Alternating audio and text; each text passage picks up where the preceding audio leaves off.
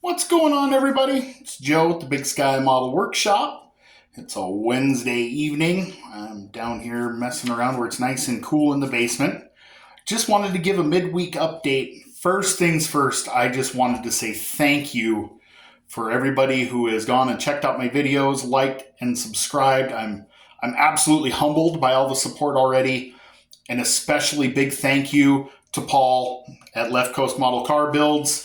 He jumped on right away and encouraged everybody to come check my videos out, and that was super cool. I owe you one. So I've had a lot of other channels kind of jump in. I am going to post links in this video to all the other channels who have reached out and commented on my videos and subscribed to me. Go check them out if you haven't already. Subscribe. Whole bunch of great guys putting out content. It's a great time to be in the hobby. Let's just keep it going. Let's keep this YouTube community growing. It's just great for the hobby as a whole. I mean, I have a whole bunch of cool guys that have reached out to me this week. So many. Chet at Billboards Builds, and Tim at Box Stock Garage, and Jethro's Garage, and Mike's Mods and Customs, Jimmy at Kit Bash Customs, Mars Garage, Chris's House of Plastic, Kyle at RKD Scaleworks, Joe at Just Below Average Model Cars, William at Red Hill Rod and Custom, and Dave at Woody Scale Model Garage. Dave, don't worry, I'm going to have a video coming up. I love your idea on the rock and roll group build. Guys, I definitely recommend you go check that out. It goes to all the way to July of next year, so there's plenty of time to work on something this winter.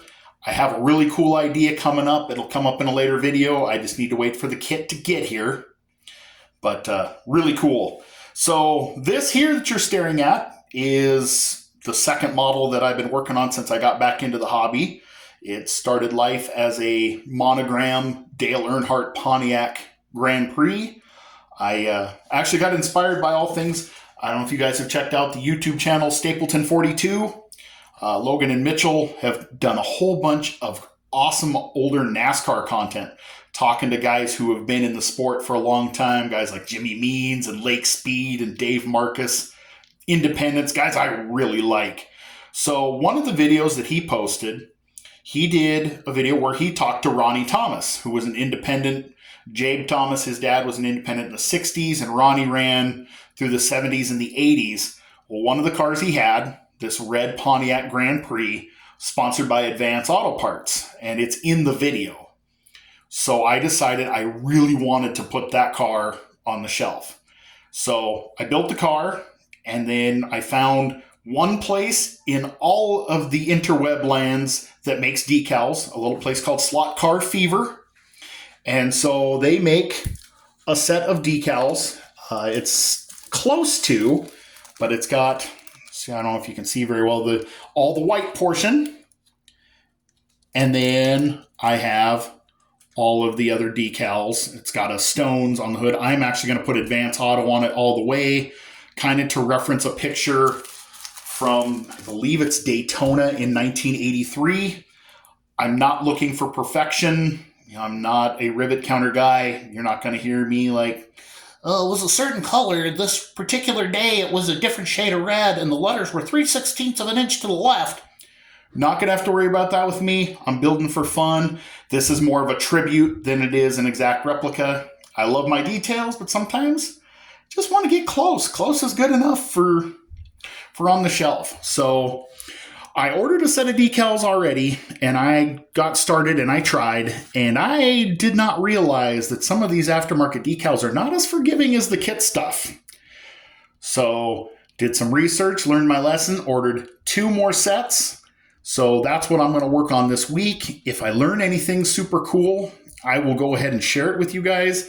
Maybe I'll pop a video up before the end of the week when I get it halfway done. I think I'm going to try to start on it this evening after dinner.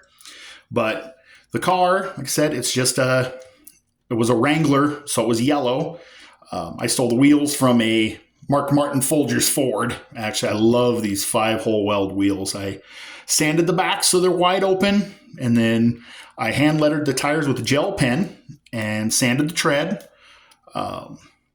just kind of I know I'm not the biggest fan of these headers, but I've heard that Jim Rogers from Salvino's JR actually 3D prints these without these goofy crossovers in them. So I'm definitely going to get a set of those. Kind of tried to duplicate that cast iron primer red on the pumpkin. I kind of just lightly brushed it red and then dull coated it. But anyway, so little tip I learned, sometimes on the front of these, and I know that light is bright, I bet, I did not have any Tamiya to blackwash, and so I tried to make some blackwash and it turned out terrible, but I got some Testors Graphite Gray Metallic, and that's what I brushed into the grill openings to kind of simulate that. You get to see the metal kind of peek through and the openings. So little tip I picked up along the way there. So anyway, this is basically just kind of a weekend update, or midweek update. Just thought I'd show you what I'm working on in the meantime. And I especially just wanted to say thank you to everybody who has jumped on and liked and subscribed. Once again, I will try to link all of you in the description of the video. If I miss somebody, please reach out to me. Know that it wasn't intentional. I am still learning my way through this whole deal. But in the meantime, you guys go out and build something, and I'll see you next time.